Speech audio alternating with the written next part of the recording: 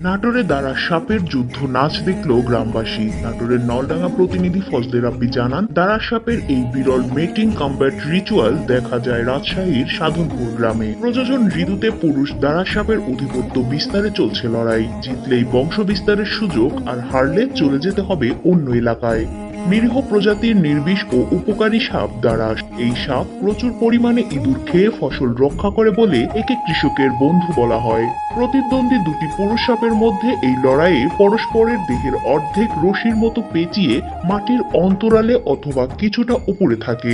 সাপ দুটির এই বিরল যুদ্ধ নাচ দেখতে উপজেলার সাধনপুরে জড়ো হন অনেকেই। সাধনগড় গ্রামের বাসিন্দা রাকিব হোসেন জানান, হঠাৎ করেই দুটি দাঁড়া সাপ মাথা উঁচিয়ে পরস্পরের সঙ্গে মারামারি শুরু করে। ঘটনাটি প্রথমে গ্রামের এক তরুণের চোখে পড়ে। এরপর খবর পেয়ে সেখানে গ্রামের সব বয়সী মানুষ জড়ো হয়। প্রায় 2 ঘন্টা ধরে বিরল এ দৃশ্য উপভোগ করেন তারা। সাধনগড় গ্রামের বাসিন্দা দুলাল উদ্দিন বলেন, সাপের মধ্যে যুদ্ধ কখনো আগে দেখেননি তিনি। প্রায় 7 ফুট লম্বা দুটি দাঁড়া সাপ মাটি থেকে প্রায় 3 ফুট উঁচুতে দাঁড়িয়ে একে অপরকে উপর্যুপরি আক্রমণ করতে থাকে। পরে সাপ দুটি জঙ্গলে হারিয়ে যায়। বাংলাদেশের জীববৈচিত্র্য সংরক্ষণ ফেডারেশন BBCF এর সহ সভাপতি ও পুঠিয়া শিলমারিয়া ইউনিয়ন পরিষদের চেয়ারম্যান সাজ্জাদ হোসেন মুকুল বলেন, একটি স্ত্রী সাপের সঙ্গে যখন একাধিক পুরুষ সাপের মিলনের সম্ভাবনা তৈরি হয়, তখন ওই পুরুষ দুটি সাপ নিজেদের মধ্যে মারামারি করে। এ সময় তারা মানুষকেও ভয় পায় না। বিষহীন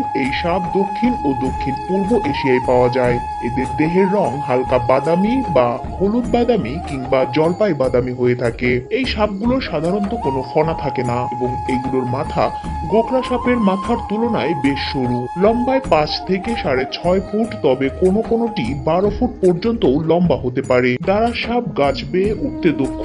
সাঁতার কাটতে, ডুব দিয়ে থাকতে ও দ্রুত ছুটতেও পারে এরা। ধরা পড়ার পর কিছুটা মারমুখী দেখালেও পরে খুব সহজেই পোষ মেনে যায়। শিকার ধরা মাত্রই এরা গিলতে শুরু করে।